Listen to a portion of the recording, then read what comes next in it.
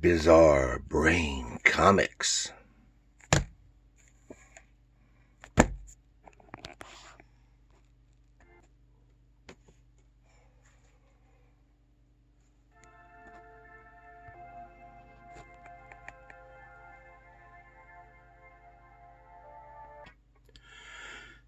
Hello, my comic book friends,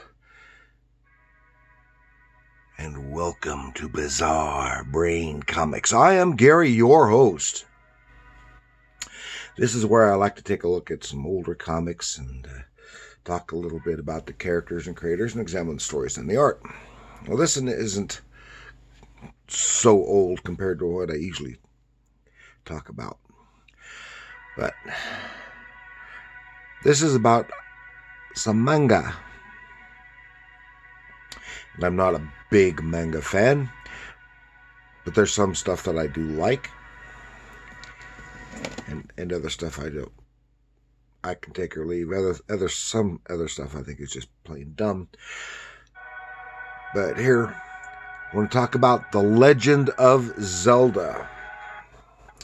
And then most specifically, the Ocarina of Time Volume 2, which is by Akira Himekawa. Is that right? Himekawa. Yeah.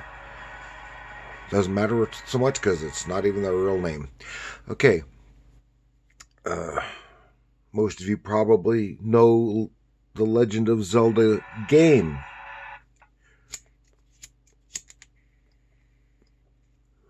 Yeah, the video game from Nintendo. Would you believe I have never played that video game? Any of them.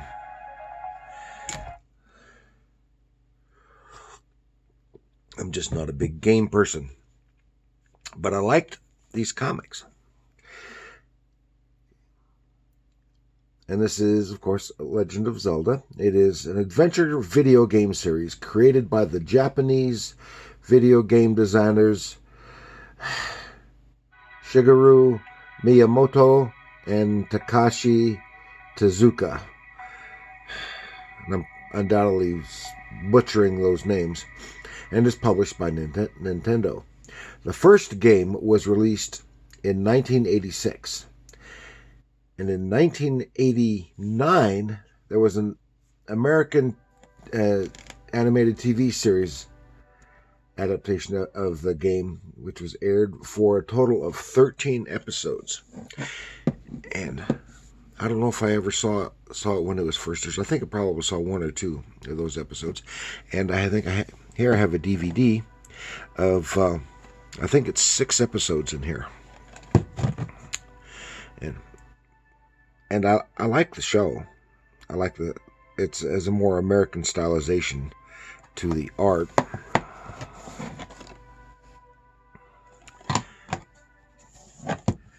Than the manga version. And Valiant Comics also released a short-lived comic series based on the animated series. And I don't recall ever having seen those at all. I may have when they were first issued, but I don't remember seeing any since then.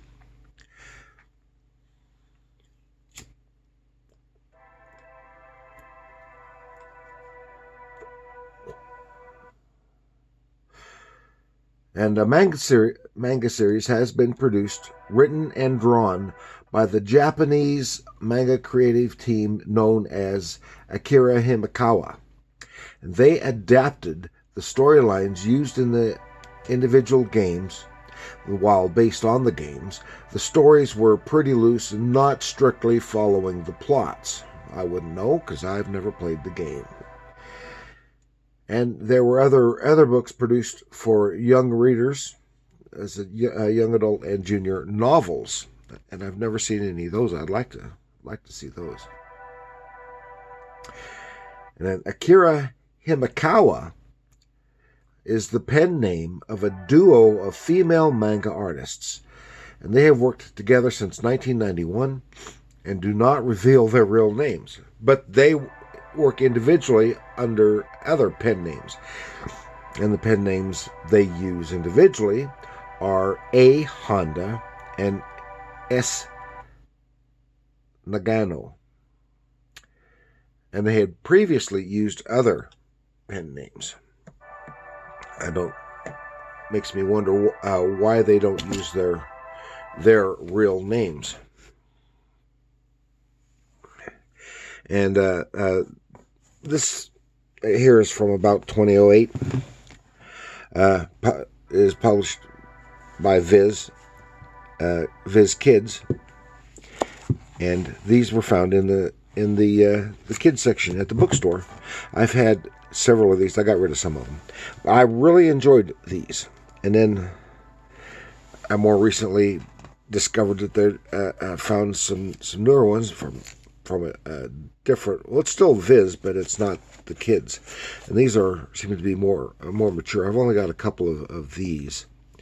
I have more of the Viz kids, but they're out in the garage, and they all look pretty much just like this. But it's the same creative team. These are 2 volumes from Twilight Princess. I have volume 1 and volume 3. I got to find volume 2, and I like them. I really like them so far, anyway. And I like the art style. So here with the Viz Kids stuff, it has a more juvenile look to the style, as opposed to the more mature adventure stylization from in these. Let me see anything good there. Yeah, but I'm not going. These storylines were so long. I'm not going to go into breaking it down individually. But so they said this is part 2, and the Ocarina of Time only had the 2 volumes to it. Had this storyline. Young Link finds the Ocarina of Time, and he goes into the future where he's grown up, and he becomes a hero and saves Princess Zelda. And it's more complex than that, but still. And the funny thing is, this is the first time I'd ever even heard of an ocarina. I didn't know what an ocarina was. Of course, it doesn't show it here. Is a musical instrument here. I said, I think they have it. No, they don't have it on this side. But this is a great, very lovely rendition here of Zelda herself. And the ocarina, I looked into it a little bit. The ocarina is a musical instrument. What they call it, a vessel. It has a sound chamber. You blow into it. They have them like 7 to 12 finger holes to cover up and play the musical notes. And that goes back into prehistory, the various forms of the ocarina, but have played important parts in Chinese and other Asian cultures, as well as those of Mesoamerica. Now, the modern ocarina, the one that's the modern version of the ocarina that is depicted in here, was created by an Italian in, it was either the 16 or 1700s. I can't remember what it said. And that's interesting. You learn something new every day. Here it starts right off because it's in the middle of the story. So you can see the style of the artwork. Yeah, go Link on Epona, his pony. And here now, one thing I really hate, though, are these ears. It's not as bad on Link and Zelda. But before I look more closely at that, I want to remind you that I'm producing character cards for private commissions for your favorite characters, comics, cartoons, comic strips, Star Trek, Star Wars, what have you. These are 5-inch by 7-inch cards. You can contact me in the comments below or directly via my email address. Now, a little closer examination of The Legend of Zelda: Ocarina of Time. Here has in here. It's very fantasy. I like it. It's basically, of course, fantasy, sword and sorcery. I like this depiction of the young adult Link. There's a lot of action and adventure. There's Zelda as Zelda. Earlier in the story, she was disguised as another character. I can't see if I can find it here. I don't see it. Anyway, she was disguised as another character who seemed to be working for the bad guys, but her memories had been wiped, and she was another character pretending to be a male character. And then her memories were restored to her. And here's another character. Oh, I like that one there. That's a really nice one on horseback. And there's another character. I don't remember her name. And I like her. She starts off as an enemy of Link's and becomes a friend. That's a good one too. And they together help defeat the villain whose name I can't recall right now.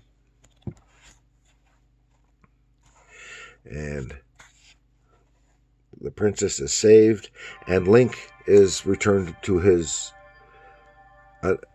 He is reluctantly returned to his own time as a younger version of himself. And then this book, there he is. This book also has, because it's only 2 parts, and this part 2 doesn't even use the entire volume. It has 2 backup stories associated with the Ocarina of Time. One of a younger Link, and then one of the older, more mature, heroic Link. And they are fun reading both. So there's a good one. I like, of course, it's standard manga art style. I think the draftsmanship is nice. The storytelling is very good for the most part, as I see so many times in the manga, is that sometimes there's so much going on. It's happening so fast you can't actually see what's going on. You can't see what the action actually is. It's just action lines and close up and action pose, and you don't know what actually happened. I think that might be a derivative of some of the Japanese film stuff from the 40s and 50s, especially the samurai. But I don't know. I can't say that for sure. I like some of the Japanese samurai movies too. So, as well as the monster movies.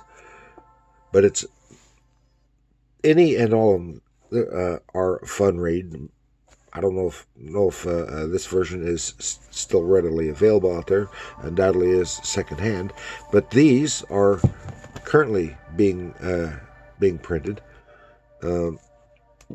and for sale at your local bookstores. Go to the Barnes and Noble store, and the single largest section in the store seems to be the manga section. And as I said, I'm not a big manga fan, but there's some stuff that I like, and I'll be covering some more of that more in the future. So I hope you enjoyed this little look at The Legend of Zelda. the Ocarina of Time. Please like, share, subscribe. Share it with some of your friends who might like manga but not into normal American comics. Or maybe share with someone who likes American comics, especially fantasy or sword and sorcery nature, and share it with them. They might inspire them to want to read some of this Legend of Zelda. Or with your gamer friends who just likes the Legend of Zelda video game, but maybe they haven't read any of these. Maybe they don't know that it's available. It's all a lot of fun. I mean, it takes a while to read. And there's so much going on. So that's what we've got. And remember, comics are art.